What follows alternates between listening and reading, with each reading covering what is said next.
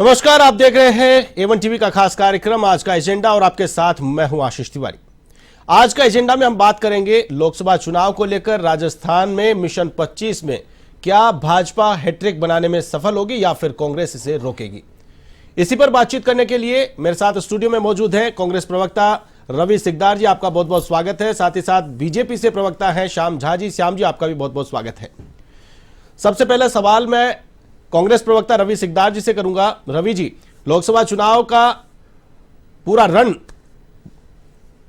मन चुका है और 25 सीटों को लेकर के एक और जहां बीजेपी ने 15 प्रत्याशी मैदान में उतार दिए हैं, तो वहीं कांग्रेस ने 10 सीटों पर ऐलान कर दिया है। लेकिन इस बार 25 की 25 सीटें लेने के लिए बीजेपी कटिबद्ध है, प्रतिबद्ध है, पूरा एडी चोटी का जोर लगा रखा है और नई सरकार भजनलाल सरकार के सामने एक बड़ा टास्क है आलाकमान को खुश करने के लिए। और ये पहली सफलता अगर भजनलाल सरकार दे पाएगी तो वो है मिशन 25 की सफलता। ऐसे में अभी तक 15 सीटें बीजेपी ने डिक्लेयर की है, आपने 10 सीटें डिक्लेयर की है, टिकट डिक्लेरेशन में पीछे चल रहे हैं। क्या ये मिशन 25 का इनका हैट्रिक का मंसूबा है, इसको रोक पाएंगे? नमस्कार आशीष जी, सबसे पहले तो जो हमारे 10 टिकट वितरित हुए हैं उन सभी प्रत्याशियों को बहुत बहुत बधाई और शुभकामनाएं।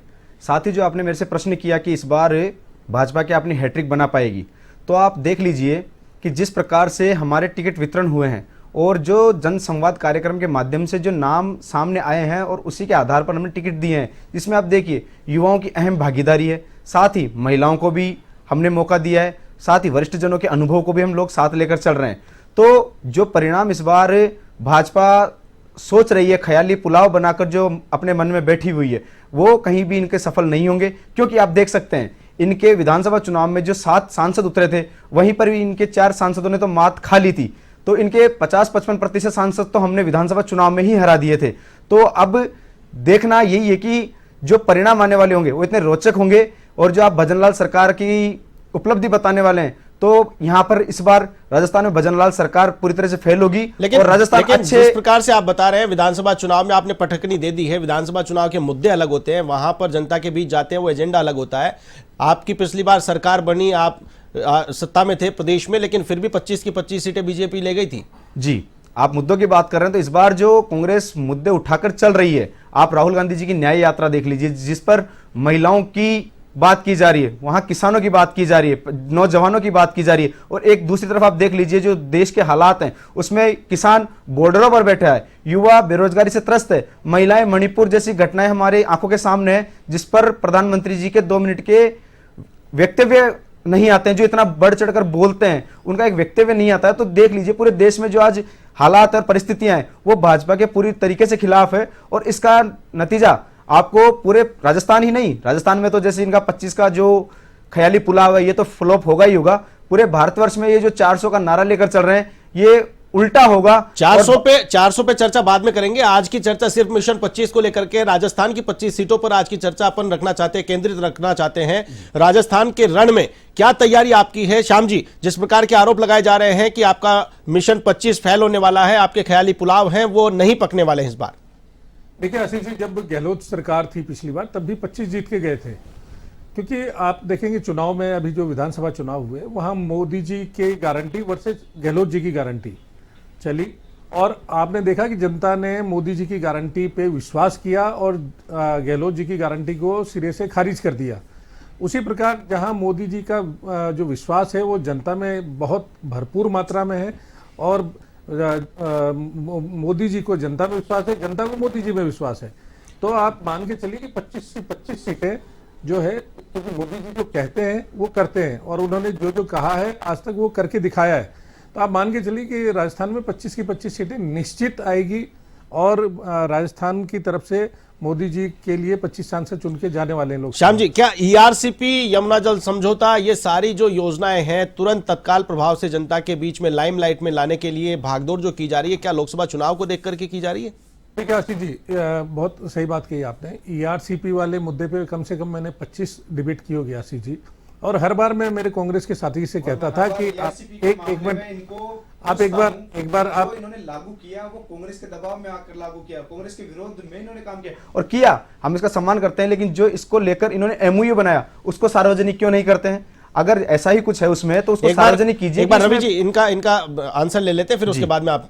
नहीं, या जी। तो आशीष जी ये तय कर रहे हैं, अगर इंटरप्ट करेंगे तो फिर मैं बात पूरी कर नहीं पाऊंगा। करिए, आप अपनी बात कंप्लीट करिए एक बार। जी, ERCP को लेकर के मैं हर बार मेरे कांग्रेस के साथी जब भी जो भी रहे, हो सकता है ये भी कभी साथ रहे हो मेरे, जी, लेकिन मैंने हर बार ये कहा कि आप अगर वास्तव में राजनीति नहीं कर रहे और वास्तव में जनता के लिए आप काम करना चाहते हैं, मैं आपके साथ चलता हूं। आप अपने जो CS है उनको लेकर के चलिए और मैं दिल्ली चल के और बैठ के और आपका ये समझौता कंप्लीट करवा के आऊँगा। इतना मैं, क्योंकि मैं बहुत छोटा कार्यकर्ता हूँ, फिर भी मैं कह रहा था कि मैं इतना विश्वास रखता हूँ कि मैं आपका एक ERCP का मुद्दा हल करा के लाऊंगा। क्या लेकिन अभी हल नहीं हुआ? मैं तो आपसे सीधा सीधा सा पूछ रहा हूँ कि नहीं, आप ये उस हल समय करवाने की कांग्रेस बात एक सरकार- अलग है, कांग्रेस आप सरकार तो के इसका समय की बात MOU कर रहा सार्वजनिक करवा जी, दीजिए। कांग्रेस जो सरकार उसमें के समय, फिर अगर आप पीछे बोलेंगे तो जो मैं चुप हो जाता मैं हूं। सीधा सीधा आपसे सवाल कर रहा हूँ कि आपने जो आप छोटे कार्यकर्ता हैं, इतनी बड़ी आशीष बात जी, बोल रहे हैं कि अब मैं ऐसे दिल्ली तो ले मैं जाकर डिबेट उसको कैसे लागू करूं? करवा एक बार सकता हूं। रवि जी, तो आप श्याम उसको जी को सार्वजनिक ही करवा दीजिए MOU को। मेरा तो सार्वजनिक सीधा करने की निवेदन बात है पे आपसे। अपन आते हैं। श्याम जी अपनी बात कंप्लीट करिए। श्याम जी।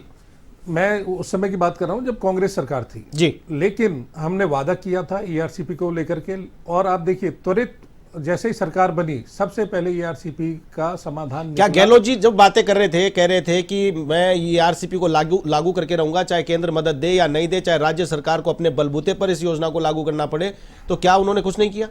गहलोत जी ने कुछ नहीं किया राजनीति करने के अलावा। अगर वो अपने दम पे लेकर आ पाते तो करते ना, कहां कर पाए। आपने देखा 5 साल ये तो कुर्सी के लिए लड़ते रहे। किस प्रकार से आप देखिए आपस की जो अंतर कलह था कांग्रेस का, उसको लेकर के कितना खामियाजा भुगतना पड़ा राजस्थान की जनता को, राजस्थान के विकास को। राजस्थान का विकास वहीं के वहीं खड़ा रह गया। कोई भी समस्या का समाधान नहीं, केवल और केवल घोटालों में, पेपर लीक में, इसमें उसमें और अपराध संरक्षण में, इनमें जो लगी रही काम पूरी जो सरकार। काम अब हुआ है, श्याम जी, जल शक्ति मंत्री जोधपुर के थे, राजस्थान के रहने वाले हैं, केंद्र सरकार में जल शक्ति मंत्री थे, उन्हीं के हाथों जो काम हुआ है वो काम पहले भी हो सकता था। क्या ये राजनीतिक दावपेच की वजह से ही काम अटकाया हुआ था केंद्र ने? नहीं आशीष जी, मैं वही कह रहा हूं, मैं राजस्थान सरकार की मंशा ही नहीं थी। अगर ये करना चाहते तो इन्होंने तो कहा था हम अपने दम पे कर लेंगे। मैं तो कह रहा था आप मेरे साथ चलिए, मैं आपका दिल्ली जल शक्ति मंत्रालय में चल करके मैं करा के लाता हूं आपका। मैं तो इतना विश्वास रख के बोल रहा था, लेकिन वास्तव में इनकी मंशा नहीं थी, इच्छा शक्ति नहीं थी, केवल और केवल राजनीति करना था, सरकार को बदनाम करने के लिए कोशिश करना था, और इसके अलावा इनका कोई जनता मकसद देख नहीं रही है था। कि राजनीति इन मुद्दों पे कौन कर रहा था। जहां पर जल शक्ति मंत्री केंद्र में बैठे और राजस्थान से आते हैं और वो फिर ये काम नहीं कर पाते हैं, तो आप किस प्रकार से ये कह सकते हैं कि मैं ये कर लाता। और मैं तो आपसे फिर कह रवि रहा जी, हूं, मैं आपको आपसे एक फिर कह रहा बता हूं दूं, रवि कि जी, आप अब ERCP देखिए, लागू की अगर बात आप छोड़ ये दीजिए, आप बीच-बीच में अगर आप ERCP के ऊपर इस जो पर डिबेट कर रहे MOU हैं, हुआ है उसको मैं सार्वजनिक आपसे करवा कह रहा दीजिए। हूं मैं कह रहा हूं आपको कि दिल्ली जाने की भी आपको आवश्यकता नहीं है। इतना- अब तो आप या तो राजस्थान में आपको सरकार जानकारी लेकर नहीं बैठे है, हुए हैं। आपको राजस्थान में जानकारी बैठे का हैं, अभाव तब है तो कि जल जानकारी शक्ति मुझे मंत्रालय बहुत अच्छी अकेला तरीके से है। ERCP हल नहीं कर सकता था आप राजस्थान MOU सरकार के सार्वजनिक कर दीजिए। बगैर। ये आपको जानकारी तो होनी आपने इस चाहिए। पर- आप प्रवक्ता अब आपने हैं उस पर काम कांग्रेस मान के लेते हैं, प्रवक्ता रवि जी होने के नाते रवि जी आपको मान इतनी लेते हैं, जानकारी होनी चाहिए कि सार्वजनिक बगैर नहीं किया राजस्थान होगा। सरकार के बगैर वो संभव नहीं था जब तक राजस्थान सरकार साथ ना दे। बिल्कुल, मान लेते हैं सार्वजनिक नहीं किया MOU को। MOU में यही बात होगी कि पानी कितना रोकना है, कितना छोड़ना है, पानी की क्वांटिटी को लेकर बातचीत होगी। लेकिन ERCP योजना जो धरातल पर आई नहीं थी वो धरातल पर आ गई, इसको लेकर क्या कहेंगे रवि जी? धरातल पर ये जिस तरीके से आई है, ये सिर्फ और सिर्फ कांग्रेस की जो इनको दबाव रहा, जनता की जो पीड़ा को समझकर भाजपा पर दबाव बनाया, उसी का परिणाम है कि आज ये घुटनों के बल आए और इनको ERCP लागू करनी पड़ी। और राजनीति खेलते हुए इस मामले में राजनीति खेलते हुए जब इनकी सरकार रही, तब जाकर गजेंद्र सिंह जी को किसने रोका हुआ था? गजेंद्र सिंह जी को किसने रोका हुआ था? मोदी जी को किसने रोका हुआ था? क्योंकि आप तो कहते हैं कि मोदी जी जो कहते हैं वो होता है। आपके मोदी जी कहते हैं कि जो मोदी जी कहते हैं वो करते हैं। तो मोदी जी ने ये क्यों नहीं किया? अजमेर आए थे, वो अजमेर आए थे, ERCP पर उन्होंने खूब बातें करने का विषय था केवल उनके लिए। कब होगा? हर बार जब भी राजस्थान में वो पधारते थे, हमेशा ERCP के मुद्दे पे बात करते थे। टीवी चैनल पर डिबेट है और आप जो बात कर रहे हैं, सामने बैठी ऑडियंस सब समझती है, वो जानती है। आपकी जो बातें हैं वो चुनावी मंच नहीं है कि वहां पर तालियां बटोरने के लिए अपन ने 2 की 4 लगा करके कुछ भी बोल दी है। ऑन रिकॉर्ड आप जो कुछ बोल रहे हैं, लाइव टेलीकास्ट हो रहा है, जो कुछ आप बातें बोल रहे हैं वो एक तथ्यात्मक बातें करें तो एक अपन कंक्लूजन पर पहुंचे। राजस्थान का चुनाव है, राजस्थान की 25 सीटों का चुनाव है लोकसभा में। लोकसभा को लेकर मिशन 25 बीजेपी लेकर के चल रही है। इस मिशन 25 में ERCP का जो क्रेडिट बीजेपी को जा रहा है, जो मुद्दा कई सालों से अटका पड़ा था, वो मुद्दा इन्होंने सुलझाया। अब रही बात MOU की, MOU पब्लिक में डोमेन में नहीं किया गया, किन्हीं कारणों से नहीं किया गया होगा। बीजेपी से भी हम कहते हैं कि अगर एमओयू हुआ है तो वो पब्लिक डोमेन में आना चाहिए, कितना पानी देना है उसमें बताने में ऐतराज किया है, आपका यही तो ऑब्जेक्शन है। लेकिन मैं तो ये कह रहा हूं कि ईआरसीपी जब अब तक कागजों में लटकी पड़ी थी वो धरातल पे तो आई जी, तो कम से कम जनता को राहत मिली है। 13 जिले और अब तो 20 जिले, नए जिलों को अगर शामिल कर ले तो 20 जिलों को पानी मिलने वाला है।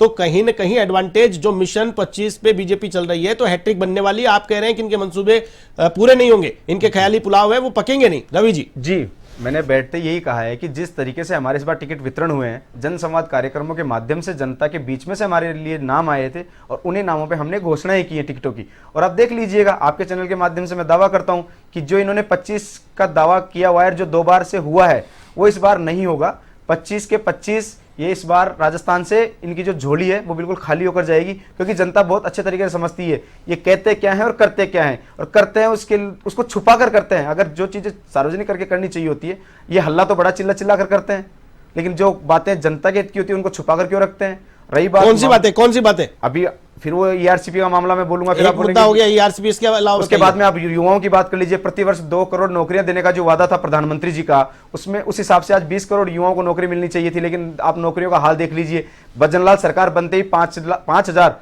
राजीव गांधी युवा मित्रों को बर्खास्त कर देते हैं। अरे भैया किस तरीके का न्याय कर रहे हो। महिलाओं की आप बात करते हैं, पहलवान जंतर मंतर पर कई महीनों तक पड़े होते हैं। किसानों की आप बात करते हैं, किसानों की आप बात करते हैं, किसान पिछले साल भी 13 महीने पड़े रहे, अभी भी पड़े हैं।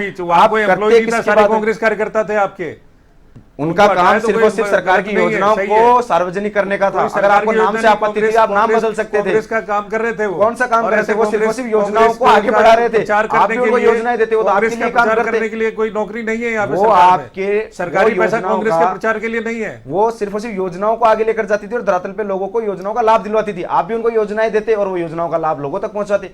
नाम से आपको दिक्कत थी क्योंकि आप तो नाम बदलने में परफेक्ट हैं, इसका भी आप नाम बदल देते, लेकिन नाम तो आपने बेरोजगार क्यों किया? अन्नपूर्णा रसोई का इंदिरा रसोई किया, मैं कह रहा हूं ना, आपने बदल दिया तो आप इन बिल्कुल चर्चा का दौर लगातार जारी रहेगा, चर्चा लगातार करते रहेंगे मिशन 25 को लेकर के। लेकिन कांग्रेस प्रवक्ता रवि सिकदार ने कहा कि इस बार उल्टा होने वाला है, 25 की 25 सीटें कांग्रेस के पक्ष में आने वाली है और बीजेपी की झोली खाली रहने वाली है। श्याम जी क्या कहेंगे, 25 की 25 सीटें आपके हाथ से जा रही है रवि जी के अनुसार?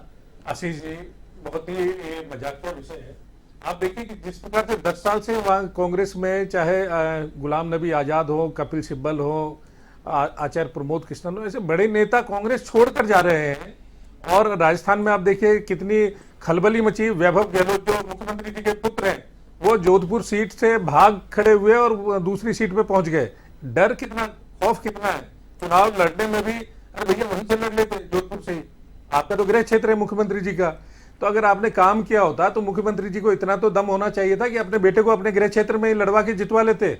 जब इधर उधर भाग रहे हैं, ये तो खलबली मची हुई है कांग्रेस में। आप देखिए ये कह रहे हैं कि जनसंवाद करके हमने आपस में, कांग्रेस में संवाद नहीं है, जनसंवाद करके टिकट बांट रहे हैं। आपस में अगर संवाद होता है तो क्यों कांग्रेस पार्टी छोड़ के जाते? गुलाम नबी ने तो यह तक कह दिया डूबता हुआ जहाज, कपिल सिब्बल जी ने बोल दिया डूबता हुआ जहाज। राजस्थान में देखिए कि किस प्रकार से कांग्रेस छोड़ छोड़ के लोग जा रहे हैं, विश्वास ही खत्म हो गया पार्टी से। मिर्जा ने मंच पे कहा कि कांग्रेस की तो धूनी बुझ गई। रवि जी बताइए आप। रवि जी, जालोर शिफ्ट कर दिया गया, जैसा श्याम जी ने कहा कि अगर काम किए हुए होते तो उनके गृह क्षेत्र में मुख्यमंत्री रहे अशोक गहलोत, उनके गृह क्षेत्र में वैभव गहलोत को सीट बदलनी पड़ी है, वो जालोर क्यों शिफ्ट हुए? देखिए आशीष जी, सीट बदलना ये आलाकमान का निर्णय होता है। आप भाई साहब ये भूल जाते हैं, आप ये भूल जाते हैं कि आपकी दिया कुमारी को आपने पहले आपने मेरी सुन लीजिए, मैं आपकी बात का जवाब दे दूं। बदलनी पड़ी क्योंकि मुख्यमंत्री जी को खुद पे विश्वास नहीं है कि आपकी बात से सहमत जिता सकेंगे। बिल्कुल, मैं आपकी बात का जवाब देता हूं। आपकी दिया कुमारी पूर्व में लड़ती है सवाई माधोपुर से, फिर लड़ती है राजसमंद से, और फिर उनको वहां से हटाकर, क्योंकि डर तो साफ दिख रहा था कि इस बार, लेकिन वो जीत गई ना, वो तो जहां भी गई, वो जहां भी गई वहां जीत गई। उनको विधायक इस बार उनको दिख रहा था कि सांसद ही उनके हाथ नहीं आने वाली, तो उनको विधानसभा में जगह देकर बिठा दिया। बात करते हैं आप छोड़कर जाने की। आप देख लीजिए कि आप छोड़कर जा कौन रहा है, जिसके ऊपर ईडी के दबाव हो, पुलिस के दबाव हो, सीबीआई के दबाव हो, दबाव थे। तो रवि जी एक चीज बताओ, नहीं श्याम जी, ईडी का दबाव है, वो भाजपा में कब आ रहे हैं? नहीं, वो मान लेते, मैं कहता हूं दबाव था तो क्या आपके मंत्री भ्रष्ट थे? इस बात को मानते हैं क्या आप? दबाव उन्हीं पे होगा। आप बताइए, आप जवाब दीजिए। आप कह रहे दबाव था, अगर वो निष्कलंकित थे, अगर वो पाक साफ थे, तो फिर किस बात का दबाव था? तो मैं ये तो कह रहा हूं ना कि ये तो इनको बोलना चाहिए कि कल ये छाती चौड़ी कर करके बड़े बड़े मंचों पर नाम ले लेकर गिनवाते थे कि ये है, ये है, आज उन्हीं को अपनी छाती के लगाकर क्यों बैठे हैं? अगर ये करप्ट थे तो इनको यहाँ क्यों लिया? और देखिए, बात पार्टियां की आप कर रहे हैं, आपके राहुल कसवा जी जो खुद आपकी पार्टी के आला कमान से पूछ रहे थे कि मेरा दोष बताइए, मेरा दोष बताइए, उनका कुछ भी उन्होंने स्पष्टीकरण नहीं दिया और वो लोग हमारे अंदर आए। तो हमारे सामने जो लोग आ रहे हैं अपनी स्वेच्छा से आकर पार्टी की विचारधारा को समझते हुए उनका मान सम्मान रखने के लिए आ रहे हैं। बीजेपी के सांसद आज भी उन्होंने इस्तीफा नहीं दिया। बीजेपी के सांसद और कांग्रेस प्रत्याशी बनकर के चूरू में भाजपा के सामने मोर्चा लेने वाले हैं राहुल कसवा, क्या कहेंगे? देखिए, आज परिवारवाद भारतीय जनता पार्टी विरोध करती है हमेशा से परिवारवाद का। उनकी तीसरी पीढ़ी के हैं राहुल कसवा जी। वहां तक भी पार्टी ने टिकट दिया। 33 साल से लगभग पार्टी में उनको स्थान मिलता रहा, उनके दादाजी को, उनके पिताजी को और उनको।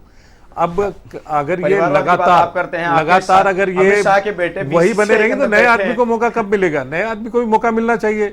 और भी कार्यकर्ता हैं जो कतार में हैं, जो आगे बढ़ना चाहते हैं, तो उनको भी मौका मिलना चाहिए। तो ऐसा कोई आवश्यकता नहीं है अगर उनको, लेकिन अगर एक बार रवि जी श्याम जी का जवाब ले लीजिए फिर आप। और श्याम जी, अगर उनको लगता है कि वो कांग्रेस में जाकर के जीत सकते हैं तो ये भी अभी स्पष्ट हो जाएगा, कुछ ही दिनों की बात है। तो वो उनका एक निजी स्वार्थ था कि उनको सरकार वो सत्ता में बने रहने के लिए, सांसदी बने रहने के लिए अगर उनको लगता था तो गए कांग्रेस में। लेकिन आप ये मान के चलिए कि वो भी निश्चित हारेंगे कांग्रेस से। रवि जी, आप परिवारवाद की करते हैं। भारतीय क्रिकेट एसोसिएशन के चेयरमैन बनाकर आपने जिनको बिठाया हुआ है, उन्होंने कब बल्ला पकड़ा था और कब मैदान में आकर वो क्रिकेट खेला करते थे? परिवारवाद की बात तो आप नहीं करें तो बहुत बेहतर रहेगा। अरे भैया, क्रिकेट एसोसिएशन का अगर चेयरमैन बनना है तो उसमें कौन सी किताब में, संविधान में लिखा है कि वो बेटा ही क्यों बनना है? खिलाड़ी होना चाहिए। अमित शाह के बेटे जैसा ही क्यों बनने हैं? क्या वैभव गहलोत क्यों बनाया था आरसीए का चेयरमैन? हमने तो आरोप लगाते हैं, हम तो स्वीकार करते हैं कि हाँ, कहीं ना कहीं अपने परिवारवाद की जो बात है कांग्रेस में आपकी पार्टी ही परिवार की है। परिवारवाद का क्या मतलब? पार्टी ही परिवार की आपकी, पार्टी एक परिवार नहीं, एक ही परिवार की पार्टी है आपकी। सीटों की कर रहे हैं तो आप जो परिणाम आप बता रहे हैं चूरू को लेकर, आने वाले समय में ये भी डिक्लेयर हो जाएगा कि आपकी जो भाला फेंक। बिल्कुल, आप दोनों की बातें दोनों एक दूसरे को क्रॉस करते रहेंगे। मैं तो मूल मुद्दे की बात यह करना चाहता हूं कि मिशन 25 को लेकर के मैदान में जाने वाले हैं राजस्थान के लिए। स्पेशल आज का ये एपिसोड हमने रखा है कि मिशन 25 में कैसे मंसूबे आपके पूरे होंगे, कैसे चुनौती कांग्रेस देगी, क्या मुद्दे होंगे जिनको लेकर के कांग्रेस फील्ड में जाने वाली है और बीजेपी से मोर्चा लेने वाली है। रवि जी, आपसे मैं चाहूंगा कि आप अंतिम 2 मिनट में अपनी बात रखें कि कौन से वो मुद्दे होंगे जिनको लेकर के आप बीजेपी को घेरने वाले हैं, और उसके बाद श्याम जी आपको जवाब देना है कि आप कौन से मुद्दे लेकर के, कौन से वादे, क्योंकि पेट्रोल डीजल का आपने वादा किया लेकिन अब तक पूरा नहीं हुआ है। पेट्रोल डीजल का आपने विधानसभा में बड़े बड़े मंचों पर आपने कहा कि पेट्रोल डीजल के दाम कम कर देंगे, लेकिन अभी तक उस पर कुछ भी विचार नहीं हुआ है। तो आपके लिए चुनौती बड़ी है। तो सबसे पहले रवि जी बताएं। जी, जैसा आपने मुझे पूछा कि राजस्थान में कांग्रेस किस एजेंडे को लेकर चुनाव में जा रही है, तो मैं आपको बताना चाहूंगा कि लोकसभा चुनाव राजस्थान के साथ साथ पूरे भारत का चुनाव है और पूरे भारत के एक ही मुद्दे हैं कि जिस प्रकार से मोदी जी सत्ता में आए थे, युवाओं को बरगला करके आपको नौकरियां दी जाएगी, महिलाओं को सम्मान देने की बात ये कर रहे थे, ये बात किसानों के लिए कर रहे थे। लेकिन आज आप देख लीजिए जिन जिन लोगों के बारे में इन्होंने बातें की थी वो लोग धरातल के ऊपर इनके लिए सड़कों पर उतरे हुए हैं। किसान आप देख लीजिए, पिछले बार 750 किसानों ने शहादत दी।